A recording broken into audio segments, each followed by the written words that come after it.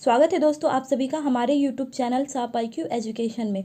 MA political science की second year की दूसरी बुक MGP 4 गांधी के राजनीतिक विचार को हमने शुरू किया था, जिसमें हमारा चैप्टर 1 और चैप्टर 2 कंप्लीट हो चुका था।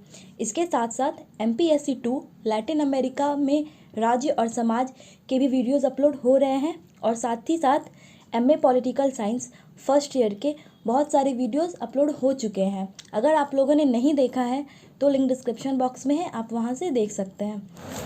आप हमारे साथ इन सभी सोशल मीडिया प्लेटफॉर्म पर जुड़ सकते हैं और आप पॉलिटिकल साइंस की बुक हमारे वेबसाइट sharpiqeducation.blogspot.com से परचेज कर सकते हैं।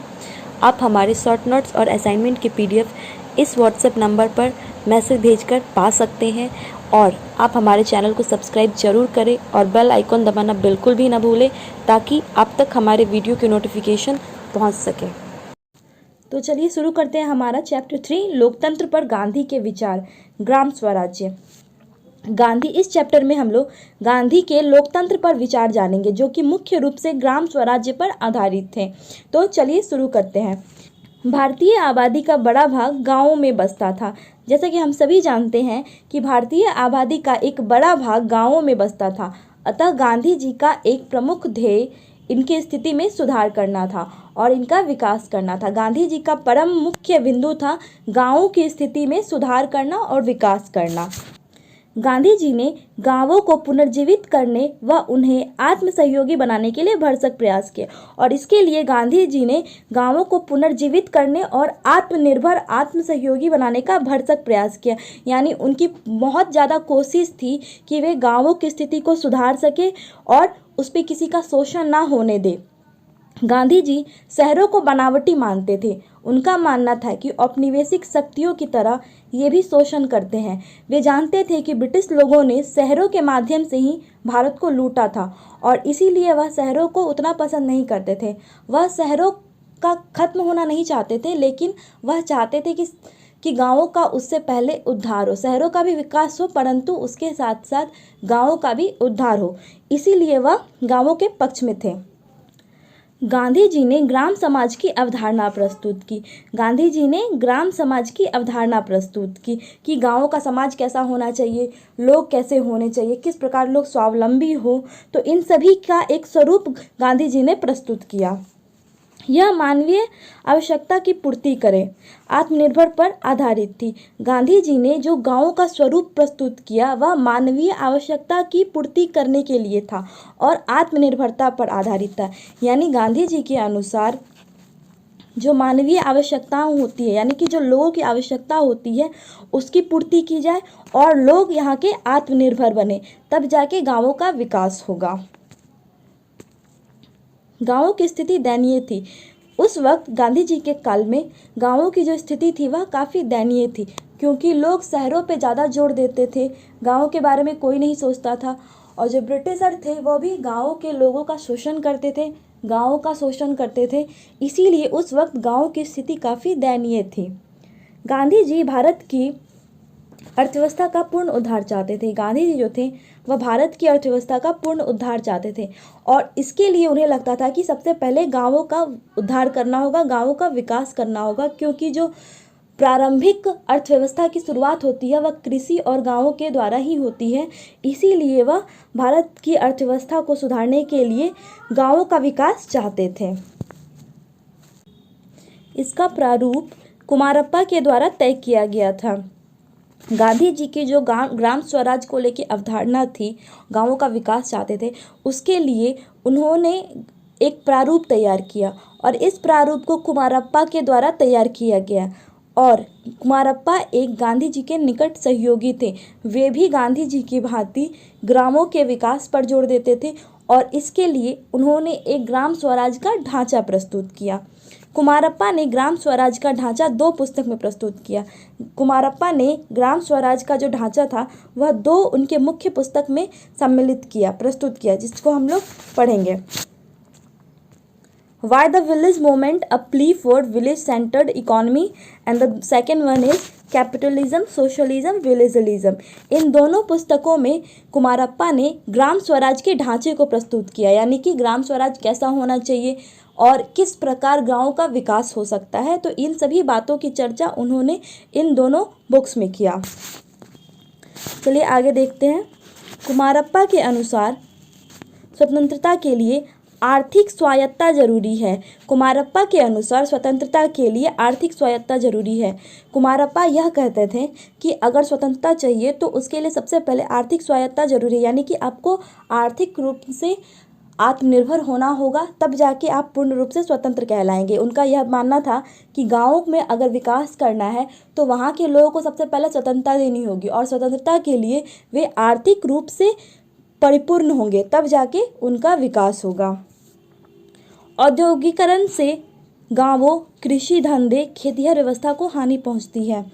कुमारप्पा का यह भी मानना था कि औद्योगिकरण से गांवों, कृषि धंधे और खेतिहर व्यवस्था को हानि पहुंचती है। उनका यह मानना था कि अगर औद्योगिकीकरण होता है तो इससे गाँवों का और कृषि धंधे का, जो खेती की जाती है, जो छोटे पैमाने पर खेती की जाती है, और खेतिहर व्यवस्था का नुकसान होता है, क्योंकि लोग औद्योगिकरण की तरफ ज़्यादा भागते हैं और कृषि करना छोड़ देते हैं, इसीलिए ऐसे में वहाँ पे नुकसान होता है। कुमारप्पा प्रकृति की निकटता की अर्थव्यवस्था के पक्ष में थे। जो कुमारप्पा थे वह प्रकृति की निकटता की अर्थव्यवस्था के पक्ष में थे, यानी कि उनके अनुसार कृषि करके अर्थव्यवस्था अगर सुधारी जा सकती है तो यह ज़्यादा बेहतर है। वह गाँव के लोगों को स्वावलंबी बनाने के पक्ष में थे, यानी कि कुमारप्पा यह चाहते थे कि गाँव के प्रत्येक व्यक्ति स्वावलंबी हो, यानी आत्मनिर्भर हो, उन्हें किसी पर निर्भर होने की ज़रूरत ना हो। वे शहरों के विकास के पक्ष में थे, परंतु उससे पहले गाँवों का उद्धार चाहते थे। कुमारप्पा और गांधी जी जो थे वह शहरों के विकास के पक्ष में थे, लेकिन उससे पहले वह यह चाहते थे कि गाँवों का उद्धार हो। गाँव का उद्धार करके अगर शहरों का विकास किया जाता है तो इसमें कोई बुराई नहीं है, लेकिन वह केवल शहरों के विकास के पक्ष में नहीं थे। स्वच्छता, पढ़ाई, चिकित्सा के प्रति जागरूकता, और उनका यह मानना था कि गाँवों में स्वच्छता होनी चाहिए, पढ़ाई होनी चाहिए, चिकित्सा होनी चाहिए। ये सभी अगर व्यवस्थाएं उपलब्ध होती हैं तो यहाँ के लोग विकसित होंगे। कुटीर उद्योग को बढ़ावा, और इसके साथ साथ वे लोग कुटीर उद्योग को बढ़ावा देना चाहते थे, यानी जो लघु कुटीर उद्योग होते हैं जिससे लोग छोटे छोटे पैमाने पे कार्य करके पैसा कमा सकते हैं, आत्मनिर्भर बन सकते हैं, तो इनके पक्ष में थे गांधी जी और कुमारप्पा। और उनका यह मानना था कि कुटीर उद्योग को बढ़ावा दिया जाए, लेकिन औद्योगिकरण की वजह से कुटीर उद्योग का अंत हो रहा था, इसीलिए वे लोग औद्योगिकरण के विपक्ष में थे, वे उसके आलोचक थे। तो नेक्स्ट हमारा टॉपिक है औद्योगिकीकरण की आलोचना। इस टॉपिक को हमने चैप्टर 1 में भी पढ़ा था और इस चैप्टर में भी हम इसे डिस्कस कर लेते हैं। औद्योगिकीकरण के सबसे बड़े आलोचक गांधी जी जो थे वह औद्योगिकीकरण के सबसे बड़े आलोचक जाने जाते हैं।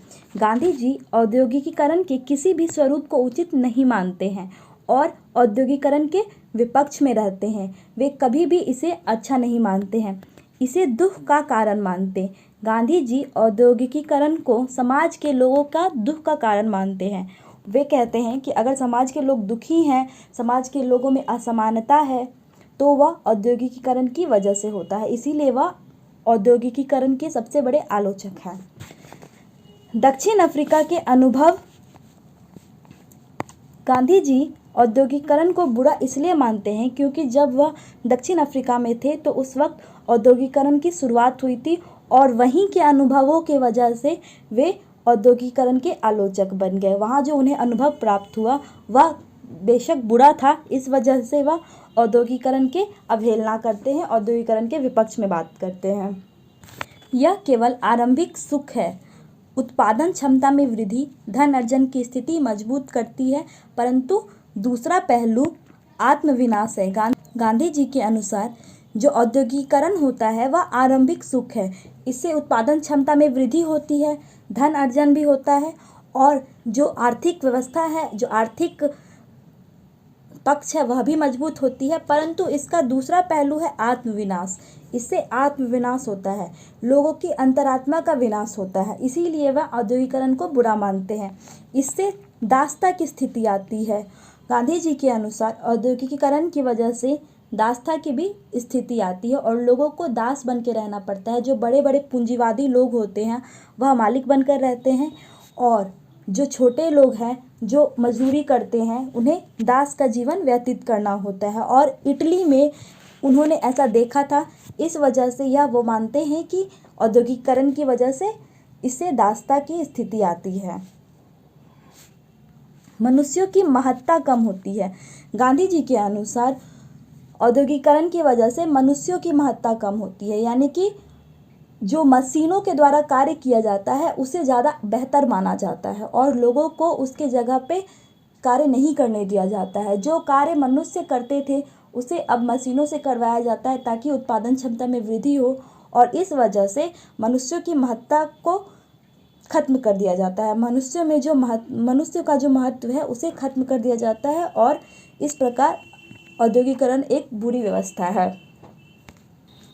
मजदूर वर्ग के लिए संघर्ष। जो समाज में मजदूर वर्ग के लोग हैं उनके ज़िंदगी में औद्योगिकरण की वजह से संघर्ष उत्पन्न हो जाता है, क्योंकि औद्योगिकरण और बड़े बड़े मशीनों की वजह से उन्हें बेरोजगार होना पड़ता है, क्योंकि जो इनका काम था वह था बड़ी बड़ी मशीनें करती हैं, इसीलिए इन्हें बेरोजगारी का सामना करना पड़ता है और इनके जीवन में आर्थिक रूप से तंगी आ जाती है और इनके महत्व को खत्म कर दिया जाता है। अमीर व गरीब में असमानता। और समाज में खास करके अमीर व गरीबों के बीच में बहुत ही बड़ी खाई देखने को मिलती है, क्योंकि जो बड़े अमीर लोग होते हैं वह पूंजीपति होते जाते हैं औद्योगिकरण की वजह से, उनके पास और पैसे आने लगते हैं, और जो गरीब लोग होते हैं वह और भी गरीब होते जाते हैं। गांधी जी के अनुसार मशीन व्यक्ति के लिए बनी है, ना कि व्यक्ति मशीन के लिए बना है। गांधी जी यह मानते हैं कि जो मशीन है वह व्यक्ति के लिए होती है, यानी कि व्यक्ति ने मशीनों का आविष्कार किया है अपने लिए, ना कि व्यक्ति मशीन के लिए होता है। और मजदूर वर्ग के लिए संघर्ष। जो समाज में मजदूर वर्ग के लोग हैं उनके ज़िंदगी में औद्योगिकरण की वजह से संघर्ष उत्पन्न हो जाता है, क्योंकि औद्योगिकरण और बड़े बड़े मशीनों की वजह से उन्हें बेरोजगार होना पड़ता है, क्योंकि जो इनका काम था वह था बड़ी बड़ी मशीनें करती हैं, इसीलिए इन्हें बेरोजगारी का सामना करना पड़ता है और इनके जीवन में आर्थिक रूप से तंगी आ जाती है और इनके महत्व को खत्म कर दिया जाता है। अमीर व गरीब में असमानता। और समाज में खास करके अमीर व गरीबों के बीच में बहुत ही बड़ी खाई देखने को मिलती है, क्योंकि जो बड़े अमीर लोग होते हैं वह पूंजीपति होते जाते हैं औद्योगिकरण की वजह से, उनके पास और पैसे आने लगते हैं, और जो गरीब लोग होते हैं वह और भी गरीब होते जाते हैं। गांधी जी के अनुसार मशीन व्यक्ति के लिए बनी है, ना कि व्यक्ति मशीन के लिए बना है। गांधी जी यह मानते हैं कि जो मशीन है वह व्यक्ति के लिए होती है, यानी ना कि व्यक्ति मशीन के लिए होता है। और गांधी जी इसी औद्योगिकीकरण के दुष्परिणामों के विरुद्ध में थे, और यही सब कारण थे कि गांधी जी को औद्योगिकरण पसंद नहीं था, और इस प्रकार से वह औद्योगिकरण के बड़े आलोचक बन गए। तो इस चैप्टर में हम लोगों ने बहुत ही इम्पोर्टेंट टॉपिक्स कवर किए हैं, जो कि चैप्टर 3 का है ग्राम स्वराज्य और औद्योगिकरण की आलोचना। एग्ज़ाम की दृष्टि से ये दोनों टॉपिक काफ़ी महत्वपूर्ण हैं, तो इन्हें आप अच्छे से देख लेंगे। आगे के चैप्टर के लिए हमारे साथ बने रहिए। अगर आपको ये लेक्चर पसंद आता है तो please do subscribe our channel, like my videos and please share it to your friends. Thanks for watching this.